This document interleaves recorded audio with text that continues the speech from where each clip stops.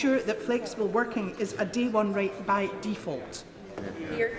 Minister. Well, I speak as a carer myself, holding down a full-time job, so I know the difficulties that are involved there. And that is why the government passed the legislation for flexible working for day one. We've introduced parental care, which is 18 weeks of leave entitlement for parents. That is on top of the carers' leave regulation, which comes into force from the 6th of April. This government has gone further than any other government in introducing those rights for carers.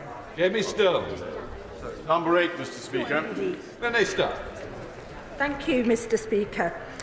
This government understands the importance of this issue, and I have recently met with key stakeholders representing disabled people such as Disability UK and Cross Whitehall colleagues. Stone. Mr. Speaker, I have a constituent called Mr. Peter Bodek. He has a severe lung condition which necessitates the use of oxygen. He has mould in his house, the mould is going off his clothes. He can only afford 2 small electric heaters. I would be very grateful if a minister could meet with me very briefly to discuss this rather difficult situation. Minister. Thank you, Mr. Speaker, and of course thank my honourable colleague for raising this particular issue. And I speak on behalf of myself and the Disability Minister, where of course we will have a meeting. We now come to Topical Stuart C. MacDonald. Stay. Mr. Speaker, in light of some of the commentary around the Employment Tribunal's judgment in the case of Professor Miller and Bristol University, I want to clarify that anti-Semitism must continue to be challenged wherever it rises. We have seen people in this country use their views on Israel as an excuse to display anti-Semitism. We have seen this at protests on our streets, and we see this in our universities. It is therefore important to underline that this ruling does not change the fact that while academics have the right to express views, they cannot behave in a way which amounts to harassment of Jewish students. Disguising this as discourse about Israel would be no more lawful than any other form of anti-Semitism, and the government will consider the ruling carefully and will continue to do everything in our power to protect Jewish people across our country. Stuart C. MacDonald. Thank you, Mr. Speaker. On Monday, my honourable friend for Livingston hosted a really positive event marking the start of the Football versus Homophobia Month of Action. Will ministers join me in thanking all involved in the Football versus Homophobia campaign, which includes Leap Sports and the Thai campaign in Scotland, and offer their wholehearted support for making football a safe and welcoming sport for LGBT people? I thank the honourable gentleman for his question. Of course, yes, we do. We do join him. And I would like to pay tribute to the work of the Minister for Equalities, who has been very supportive of this campaign, as we all are on the ministerial team. Marco Longe. Thank you, Mr. Speaker. I hear more frequent use of this word microaggression. And as an engineer, I know micro is something extremely small. It's tiny. In fact, it is 1/1,000,000th of whatever a standard aggression might be. Does the Minister have a view on this? Does she recognise it as a new phenomenon somehow, or is it? And how big of a priority might it be? Mr. Speaker, my honourable friend will be aware that I too am an engineer by training, so we engineers have to stick together, and we are very sceptical when people introduce terms into the lexicon that are not helpful in the real work of tackling serious criminal behaviour. I am not a fan of the term, and he'll be pleased to know that the microaggressions training was removed from the government campus prospectus in November 2022. Shadow Minister Ashley Dalton. Thank you, Mr. Speaker. Under the Conservatives, police recorded rapes have soared to record highs, while convictions have fallen to record lows. It emerged last week that the Conservative Police and Crime Commissioner in Cheshire victim-blamed girls wearing short skirts for this epidemic. Why are these attitudes still tolerated in the Conservative Party? These attitudes are not tolerated in the Conservative Party. I haven't seen the remarks she refers to, but I'm sure that we can investigate. However, I will push back on what she has said about rape statistics. The fact is that the year ending March 2023, the Crime Survey for England and Wales showed that 5.1% of adults experiencing domestic abuse in the year, that's a reduction, a 5.1% reduction, a statistically significant decrease compared with the year before ending March 2020. And a third. Mr. Speaker, last month I received a letter from my local NHS trust regarding children's services at Southend Hospital, referring to women and birthing people going into labour. Can my right honourable friend clarify, is the term birthing people required language under the Equalities Act? Because if not, doesn't she agree it shouldn't be used because it's dehumanising, confusing and insulting to many women? Well, can I thank my honourable friend? This Conservative government, this Conservative Prime Minister have been clear that biological sex matters and language is important too. We have issued guidance to Trust because there's evidence that clinical damage and harm can come with the removal of the use of the term women from literature. I'm very happy to write to her local trust to point that out. We're in, fellas. Thank you, Mr. Speaker. Scott noted that potential changes to the work capability assessment may force disabled people into ill-suited employment, and they're worried that these will end up with huge numbers of people being forced to do exactly that. What steps is the Minister taking to ensure with her Cabinet colleagues that disabled people aren't forced into jobs that aren't suited for them? Minister.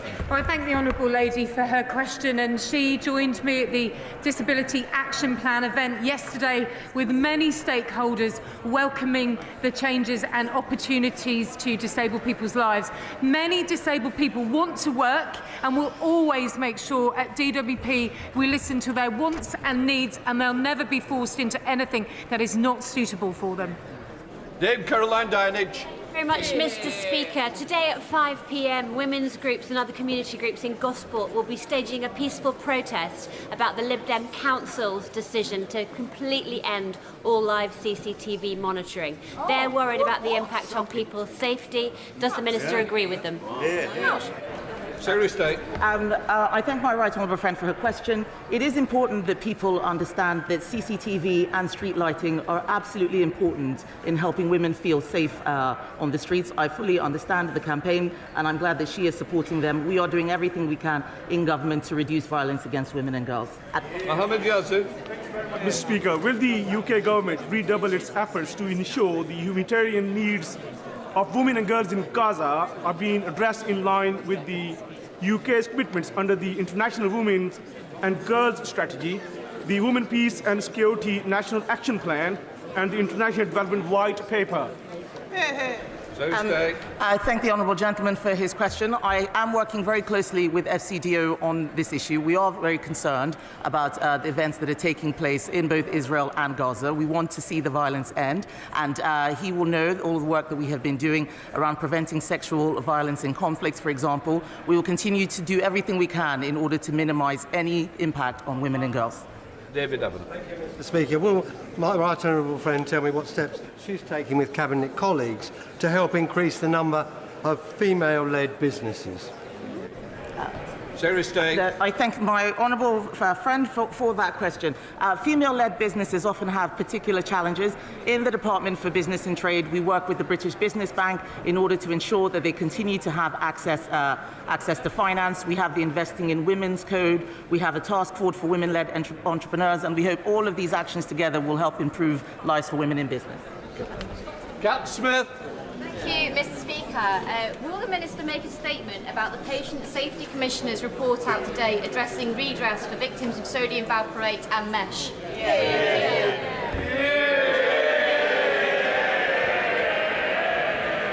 Well, I thank the Honourable Lady for her question. She will know that we personally, as a government, commissioned that report for the Patient Safety Commissioner to undertake to look at the options around redress specifically for sodium valproate, but also for those affected by mesh. It's only been published today. We will look at the details closely and then report back to this House. We now come to the start of questions to Prime Minister. Fleur Anderson. Number one, please, Mr. Speaker. Prime Minister. Mr. Speaker, I know the thoughts of the House and the country are with the King and his family. We wish His Majesty a speedy recovery and look forward to him resuming his public-facing duties in due course. Mr. Speaker, this morning I had meetings with ministerial colleagues and others. In addition to my duties in this House, I shall have further such meetings later today. Fleur Anderson. Thank you, Mr. Speaker. I also send my best wishes to the King. Last week, the Foreign Secretary said that we, with allies, will look at the issue of recognising a Palestinian state so that the Palestinian people can see irreversible progress towards a two-state solution. But afterwards, it was briefed that these words had not been signed off by number 10. Does the Prime Minister agree with his Foreign Secretary? Mr. Speaker, our long-standing position has been that we will recognise a Palestinian state at a time that is most conducive to the peace process. But the most important thing is we are committed to that two-state solution and working with our allies to bring it about. Thank you, Mr. Speaker. People in Northampton South are desperately short of NHS dental provision. Indeed, in Dustin, there is now none at all. So today's dentistry recovery plan announcements are hugely welcome. But can the Prime Minister guarantee my residents improvements within months and not years? Mr. Speaker, we are publishing the dentistry recovery plan today, and my right honourable friend, the Health Secretary, will be making a statement shortly. Over 1 million more people saw an NHS dentist last year than the year before, but we know that there is more to do, and that's why the recovery plan will make sure that NHS dental care is faster, simpler and fairer for patients and staff. Leader of the Opposition, Keir Starmer. Thank you, Mr. Speaker. I join with the Prime Minister in sending His Majesty the King our very best wishes for his treatment. Across this House, we all look forward to seeing him back to full health as quickly as possible. Mr. Speaker, this week the unwavering bravery of Brianna Jay's mother, Esther, has touched us all. As a father, I can't even imagine the pain that she's going through, and I'm glad that she's with us in the gallery here today. Mr. Speaker, a year ago, the Prime Minister promised to bring NHS waiting lists down. Isn't he glad he didn't bet $1,000 on it? Prime Minister. Mr. Speaker.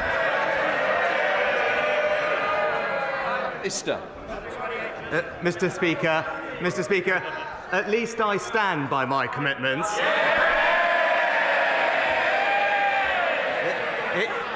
He's so indecisive, the only bet he'd make is an each-way bet. Well, Mr. Speaker, he says he stands by his commitments. He once insisted that if he missed his promises, these are the words he used, I'm the Prime Minister, and then he said, it's on me personally. Today we learned from his own officials that he's the blocker to any deal to end the doctor strikes. Yep. And he's always, every time he's asked, he blames everyone else. So what exactly did he mean when he said it's on him personally if he doesn't meet his promise? Prime Minister. Mr. Speaker, we are bringing the waiting list down for the longest waiters. We're making progress. But it's a bit rich, Mr. Speaker, to hear about promises from someone who's broken every single promise he was elected on. I mean, I think I counted almost 30 in the last year. Pensions, planning, peerages, public sector pay, tuition fees, childcare, second referendums, defining a woman. Although, in fairness, that was only 99% of a U-turn. The list goes on, but the theme is the same, Mr. Speaker. It's empty words, broken promises, and absolutely no plan. Keir Starmer.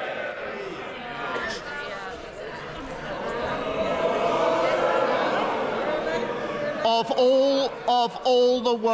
all the weeks to say that, when Brianna's mother is in this chamber, shame, parading as a man of integrity when he's got absolutely no responsibility. Absolute. Of all. Either side. I think the member's getting carried away. Can I just say that our constituents want to hear the questions and they certainly want to hear the answers. They don't want to hear organised barracking. So please, I want no more. Keir Starmer. I think the role of the Prime Minister is to ensure that every single citizen in this country feels safe and respected. It's a shame the Prime Minister doesn't share that. I welcome the fact that he's finally admitted that he's failed on waiting lists in the NHS. I also welcome that he's finally acknowledged the crisis in NHS dentistry. He's calling it a recovery plan after 14 years of Tory government. What exactly does he think the NHS dentistry is recovering from? Prime Minister. as ever, Mr. Speaker, he seems to convene. Certainly not having enough of the front bench either. Please, I want to hear it. The election fever, I'm hoping, is not coming tomorrow, so let's not behave as though it is. Prime Minister. Well, Mr. Speaker, as ever, he conveniently forgets the impact of a pandemic on NHS dentistry, and it was specifically because of the close proximity nature of dental provision that it was unable to operate as normal throughout the pandemic. That was the recommendation of the medical and clinical experts, Mr. Speaker, which is why inevitably there is a backlog in dental care and the impact that it has. But that's why, as my honourable friend, the Health Secretary, will outline later today for the House, we're putting more funding in to provide more NHS provision across the country, on top of plans that will see the number of dental training places increased by 40%, Mr. Speaker. But I would actually just point out, our plans mean that there will be 2.5 million more NHS appointments, which is in fact 3 times more than the Labour Party are proposing. Mr. Speaker, there are some areas in the country where you literally can't have an NHS dentist, and he says that's down to COVID. People are literally pulling out their own teeth. Sorry. Can I just say, I don't need any more off this front bench either. Do we understand each other? Carry on, Keir Starmer. Speaker, people are literally pulling their teeth out using pliers. It's an experience that can be compared with extracting an answer from the Prime Minister at this dispatch box. The truth is, after 14 years of neglect, this recovery plan is just a desperate attempt to try to recover back to square one. If he wanted to move forward, he should follow Labour, scrap the non-dom tax status, use the money to fund 2 million more hospital appointments every year. But, Mr. Speaker, the Prime Minister is oddly reluctant to follow us on this. What exactly is so special about this tax avoidance scheme that the Prime Minister prioritises it above the NHS? Well, Mr. Speaker, let's look at that record. We've, in the NHS, record funding, record doctors and nurses, record number of appointments, higher cancer survival rates. But what's happening under Labour's watch in Wales, Mr. Speaker? Let's have a look. A fifth of people in Wales are currently on a waiting list. Waits of 18 months or more are 10 times higher than that in England, and people are waiting twice as long for an operation. Their failure has sent the Welsh NHS back to square one, and will never let them do that here. Keir Starmer. Mr. Speaker, when he admitted that he'd failed on waiting lists, I actually thought that we might be entering a new era of integrity, professionalism and accountability. Remember that one? But just like all the other relaunches, it's proved to be a false dawn, still blaming everyone else, still removed from reality. It's very simple. You can either back more NHS appointments or more tax avoidance. We know what side we're on. Why doesn't he? Mr. Speaker, the best way to ensure that we continue to fund the NHS, as we have, is not to make £28 billion of unfunded. And just this morning, independent Treasury officials have published a formal costing of just one part of their eco-promise, their insulation scheme, and it turns out that it will cost double what they had previously claimed. Not the £6 billion that Labour accounted for, but £13 billion every single year. It's now crystal clear they have absolutely no plan, but we all know how they're going to fund that gap. More taxes on hard-working people. Keir Starmer. Mr. Speaker, this is Mr. 25 tax rises. He's literally the country's expert on putting taxes up, and he thinks he can lecture everyone else on the economy. Last week, he and his MPs were laughing at someone whose mortgage had gone up £1,000 a month. This week, he's casually made a £1,000 bet in the middle of an interview. Last week, he thought even raising questions about the cost of living was, and I quote, resorting to the politics of envy. And this week, he's finally found the cause that he wants to rally around, the non-dom status. When he finds himself backing tax avoidance over NHS appointments, does he start to understand why his own MPs are saying he simply does not get what Britain needs? Prime Minister. Mr. Speaker, I'm not going to take any lectures about getting about getting Britain from a man who thought it was right to defend terrorists, Mr. Speaker. But what we're doing is building a brighter future for our country. In just the last week, expanding healthcare in pharmacies. Today, expanding dental care. This week, helping millions with the cost of living. And most importantly, cutting national insurance. All while the Labour Party argue over 28 billion different ways to raise people's taxes. That's the difference between us. We're delivering a plan. They can't even agree on one.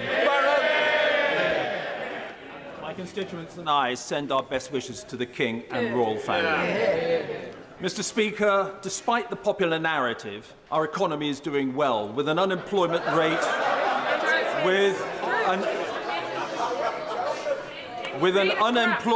rate well below the EU average, strong inward investment and record employment.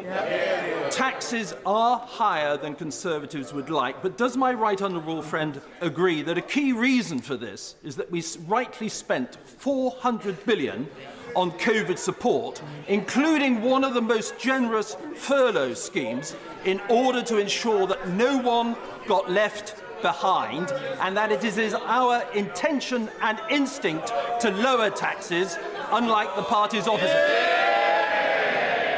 Mr. Speaker, my honourable friend is right to highlight our record of providing support to the country when it needed it, whether it's the NHS, vaccines or furlough during COVID, or most recently help with people's energy bills. We're only able to afford that because of the strong management of our economy, which is why we must stick with the plan, not risk going back to square one with the Labour Party, who, as we know, have absolutely no plan and will cost everyone in this country with their £28 billion worth of tax rises. Leader of the SNP, Stephen Flynn. Thank you, Mr. Speaker. Can I begin by expressing my heartfelt sympathies to Brianna's mother, who is in the public gallery as we speak, and also to send my best wishes to King Charles in what will hopefully be a quick and full recovery.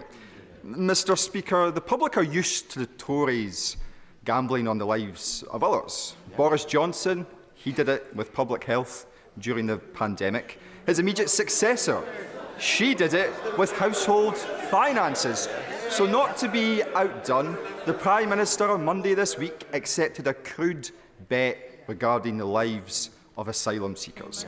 In doing so, he demeaned them as individuals and he degraded the office that he currently holds. So can I ask him, will he apologise? Mr. Speaker, we may have a principal disagreement on this. I believe, and we believe, that if someone comes to this country illegally, they shouldn't be able to stay, they should be removed, and that's why we're committed to our Rwanda scheme. Stephen Flynn. Mr. Speaker, as ever, the Prime Minister does himself no favours, because, of course, the bet to which we are referring was worth £1,000, and it came just hours before the Prime Minister ended cost of living support worth just £900. And his justification for doing so was that the cost of living crisis is easing. So can I ask him, what does he believe leaves him looking most out of touch with the public? Gambling £1,000 or believing that the cost of living crisis is getting better? Well, Mr. Speaker, he talks about the cost of living. Perhaps he can explain to the Scottish people why it is that whilst the UK Conservative government is cutting their taxes, the Scottish government is raising them.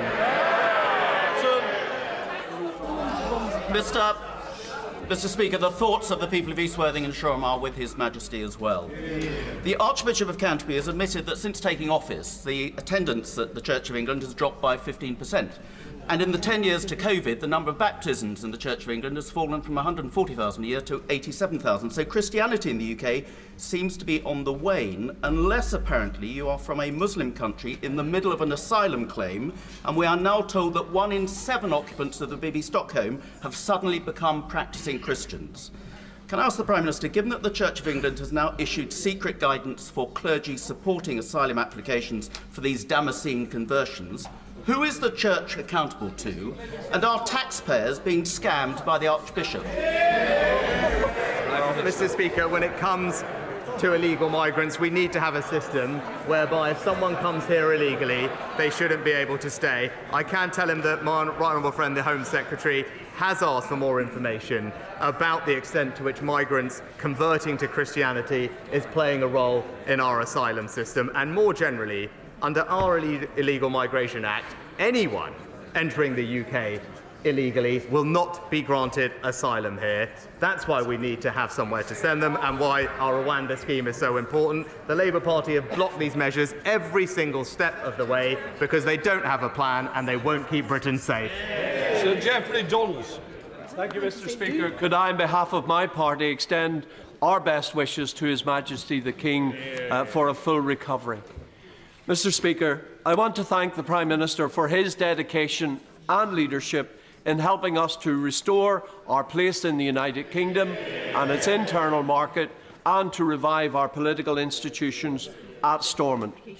The Union is more secure as a result of our combined endeavours, and together we have greatly enhanced the potential to build a strong and prosperous economy that will help to cement our peace in Northern Ireland. Mr. Speaker, securing peace in an unstable world is vital for all of us. And therefore, will the Prime Minister examine the findings of a recent report by Policy Exchange that calls for Northern Ireland to play an even greater role in the defence of our nation? Prime Minister. Can I start by thanking and paying tribute to my honourable friend for his own leadership over the past few months. He and I agree that the Union is stronger for the return of devolution and the work that we've done. I'd be delighted to examine the findings of the report, and I've seen with my own visits the vital role that Northern Ireland is playing through the location of firms like Tallers and Harland and Wolff. But as he will know, I'm delighted in last week's command paper we specifically committed to examining how we can further bolster Northern Ireland's share of the UK defence sector, because it's another essential pillar of our precious economic union. Virginia Crosby. Mr. Speaker, does the Prime Minister know where the best site for large-scale new nuclear in the UK is? And will he commit to buying the Wilbur site, now the only gigawatt site in Wales this year, and make sure it's progressed as soon as possible to meet our net zero and energy security needs and give the enormous boost to the Ynys Môn and North Wales economy? Prime Minister. As ever, my honourable friend is a fantastic champion for Wilfer and the nuclear industry. I can confirm to her that Wilfer is a candidate for the new nuclear site and one of a number of potential sites that could host civil nuclear projects. No decisions have been taken at present, but Great British Nuclear is working with the government to support access, and we're also developing a new national policy statement providing the planning framework for new nuclear power, and would very much welcome her and other contributions to that consultation. Stuart Malcolm MacDonald. Mr. Speaker, last year the Prime Minister and other senior ministers were given the conclusions of a government audit of research programmes at UK universities with links to the Chinese state.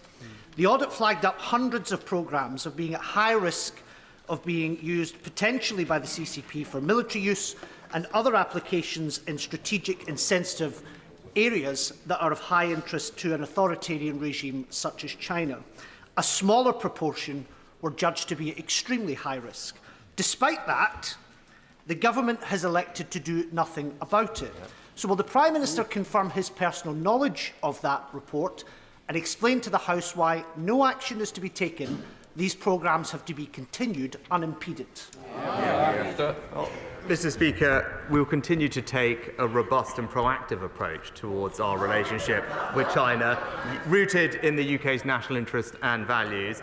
And in fact, our National Security Act, which we passed last year, brings together vital new measures to protect our national security, and that includes creating a foreign influence registration scheme through the Act, which has been created to tackle specifically covert influence in the UK, and will continue to take all possible powers to keep the country safe.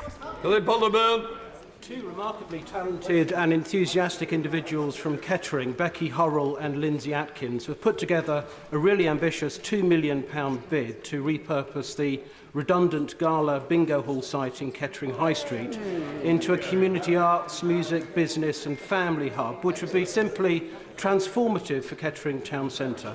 Would my right honourable friend, the Prime Minister, please be kind enough to facilitate a meeting for us with the relevant culture and levelling up ministers so we can explore how a combined Community Ownership Fund and Cultural Development Fund bid might get us across the line? Prime Minister. Well, can I thank my honourable friend for highlighting this exciting initiative and also commend Becky and Lindsay for their campaigning. He'll know that our £150 million Community Ownership Fund is there specifically to help safeguard small but much loved local assets, and indeed our Cultural Development Fund, like the one he mentions, is there to support further cultural projects as well. I will ensure that he gets a meeting with the relevant minister to discuss these plans further and wish him and his constituents all the best with this redevelopment project. Janet Davey. Thank you, Mr. Speaker. Data revealed by the Centre for Cities showed that after 14 years of Tory rule, towns and cities in every corner of our country have been levelled down, left behind and left out of pocket. On average, people are over £10,000 a year worse off because his party has failed on growth. When will the Prime Minister take responsibility for breaking Britain? Prime Minister. Mr. Speaker, in fact, what we're seeing is record investment in our towns across the UK, many of which were neglected by the Labour Party for decades, Mr. Speaker. But if we really care about levelling up, what we need to do is avoid saddling hard-working Britons with higher taxes, which is exactly what Labour's £28 billion green spending spree would do. Speaker, for 27 years, constituents across the Vale of Glamorgan and across the whole of Wales sadly have to wait longer to see a doctor, longer for an ambulance, longer at A&E and longer for an operation than patients in England. There are 24,785 patients in Wales waiting longer than 2 years for an operation. That number in England is 227. Does my right honourable friend agree that Aneurin Bevan will be turning in his grave on the fact that you can't trust Labour with the NHS? Well, Mr. Speaker, my honourable friend is absolutely right.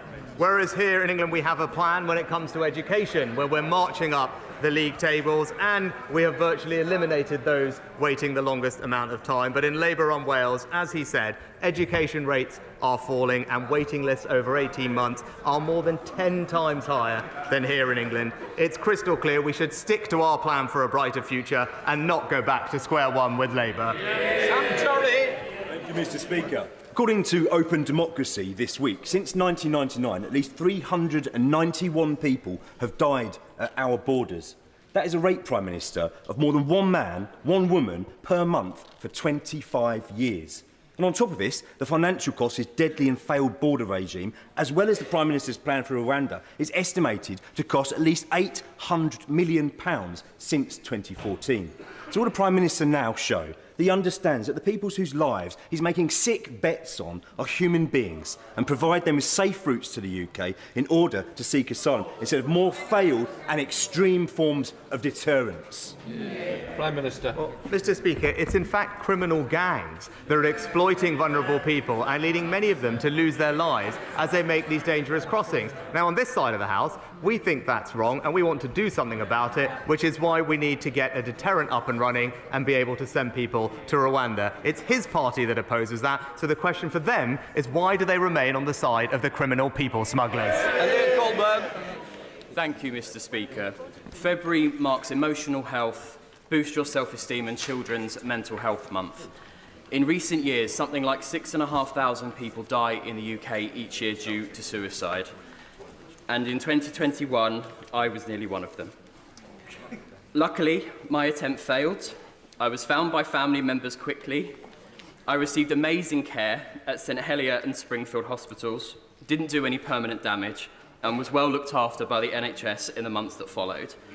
And I want to take this chance to say thank you to everyone who saved me, and sorry to my family and loved ones who I put through such an awful ordeal.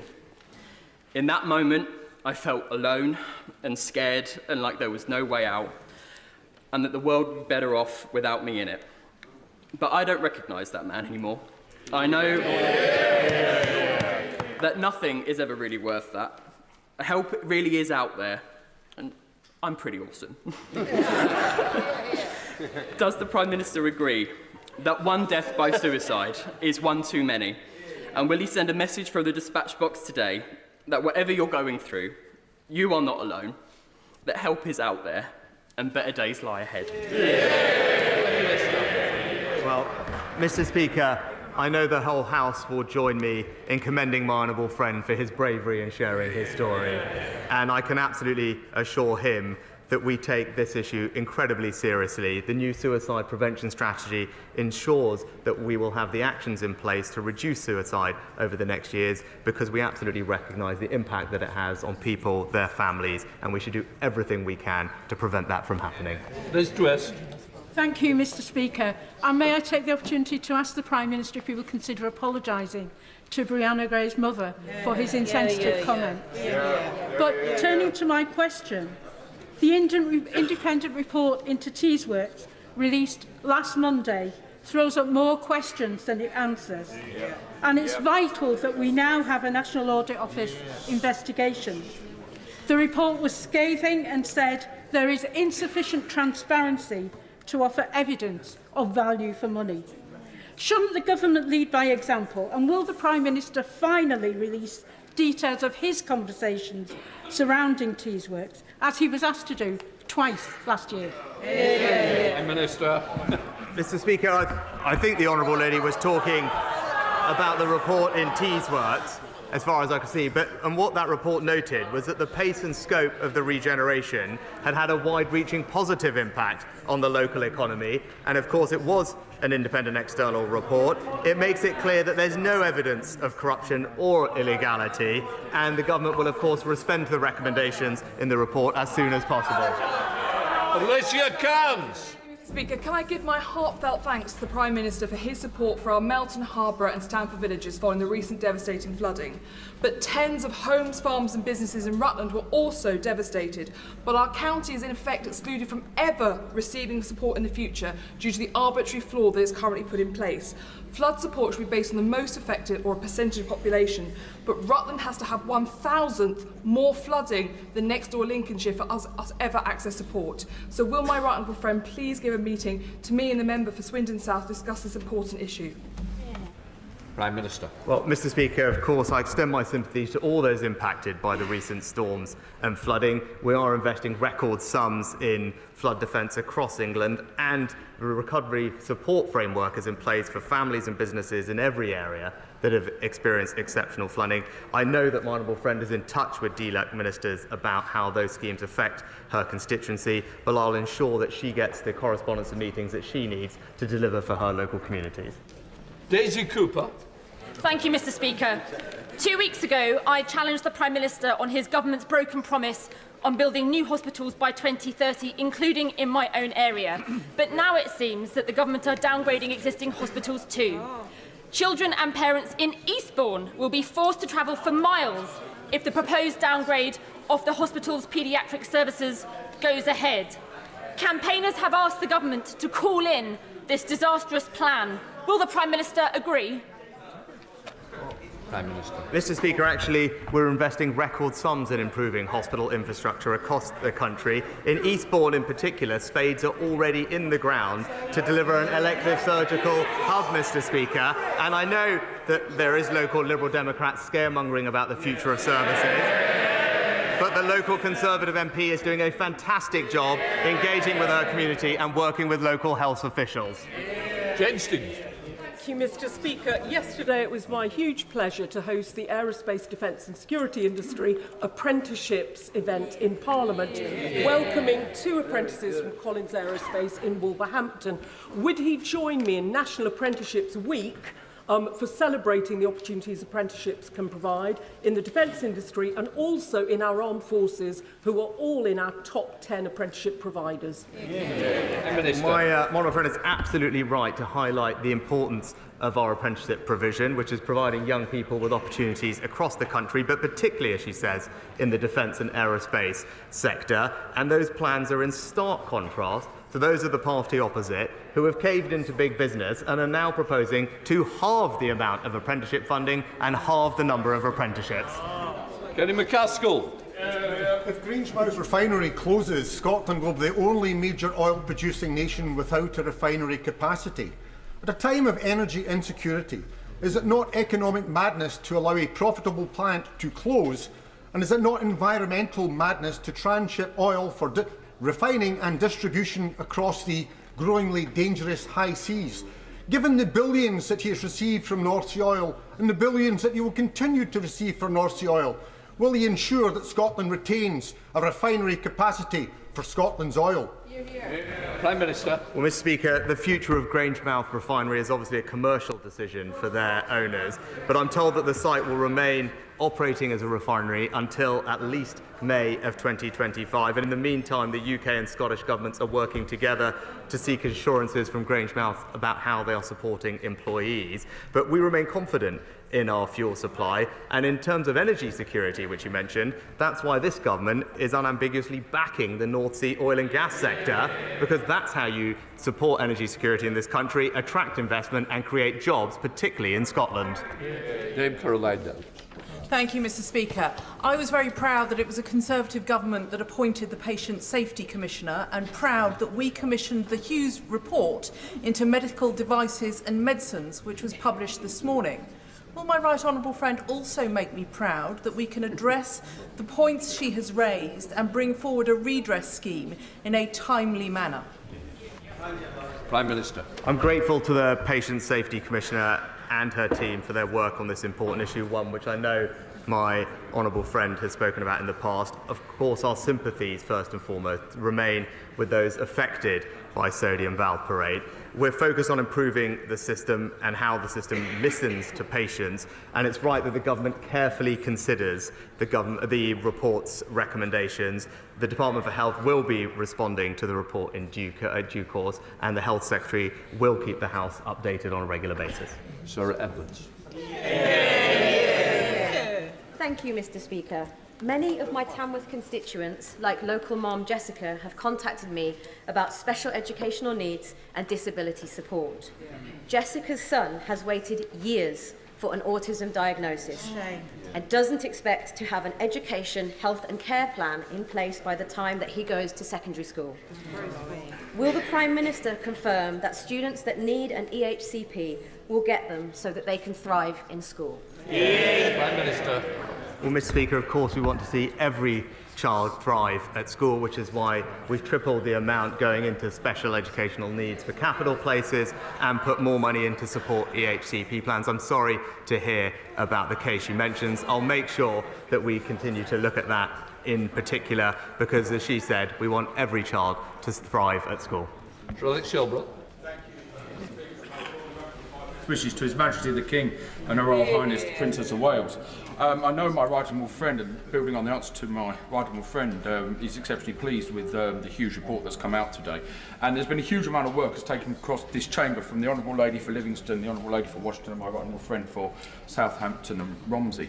May I push the point, though, to my right honourable friend, the Prime Minister, that tens of thousands of women and children have suffered immensely since the 1970s, and government after government has not done anything about this. I'm proud that this government has done something about it. So can I urge my right honourable friend, the Prime Minister, in the strongest possible terms, to talk to our right honourable friend, the Chancellors, to make sure that at the budget we can really address the issues raised in the Hughes report.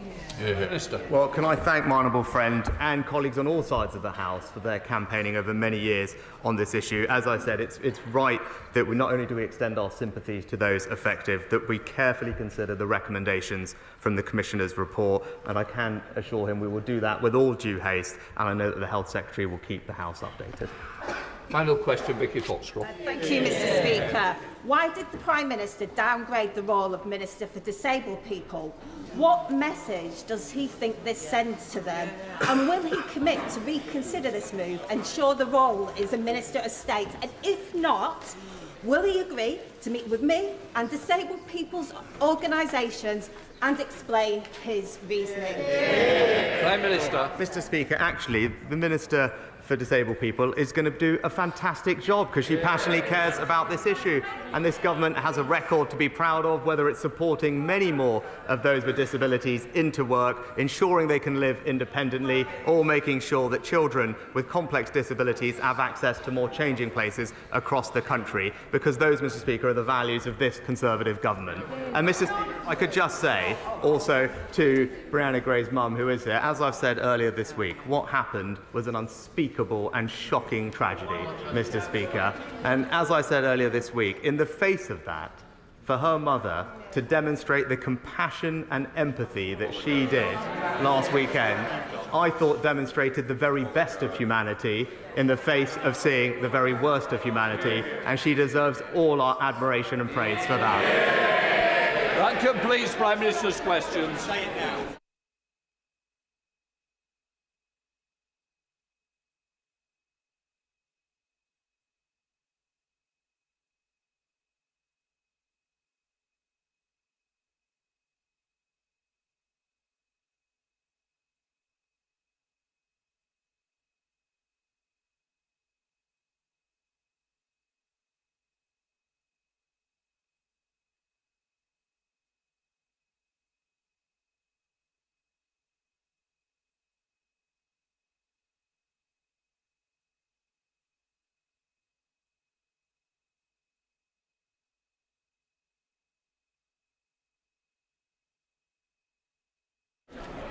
We now come to the statement I call the Secretary of State for Health, Victoria Ratkins. Thank you, Mr. Speaker. And with your permission, I would like to make a statement on our plan to recover and reform NHS dentistry. But first, on behalf of the entire House and my department, I would like to send our very best wishes to His Majesty the King. His decision to share his diagnosis will be welcomed by anyone whose life has been touched by cancer. And I know that we're all very much looking forward to seeing him make a speedy recovery and resume his public duties. Turning now to dentistry. Thanks to a once-in-a-generation pandemic between 2020 and 2022, 7 million patients across England did not come forward for appointments with NHS dentists. Since then, we have taken decisive action to recover services. We've made reforms to the dental contract so that practices are paid more fairly for caring for NHS patients with more complex needs. And we've made sure that dentists update the NHS website regularly so the public know that they're taking on new patients. This has delivered results. Over 1 million more people saw an NHS dentist last year than the year before. But we know that too many, particularly those living in rural or coastal communities, are still struggling to find appointments. This recovery plan will put this right by making NHS dental care faster, simpler and fairer for patients and staff. It is built on 3 key pillars, and I'll address each one in turn. First of all, we will help anyone who needs to see an NHS dentist to do so, wherever they live and whatever their background. To do this, we must incentivise dentists across the country to care for more NHS patients. And that is why I'm delighted to tell the House that for the coming year, we are offering dentists 2 new payments on top of their usual payments for care. That will be £15 for every check-up they perform on NHS patients who haven't been seen over the past 2 years, and £50 for every new NHS patient they treat who hasn't been seen over the same period. Because we know that patients who don't have a relationship with a dentist find it harder to get care. This is not a long-term ambition. Our new patient premium will be available from next month. Mr. Speaker, we're also increasing the minimum payment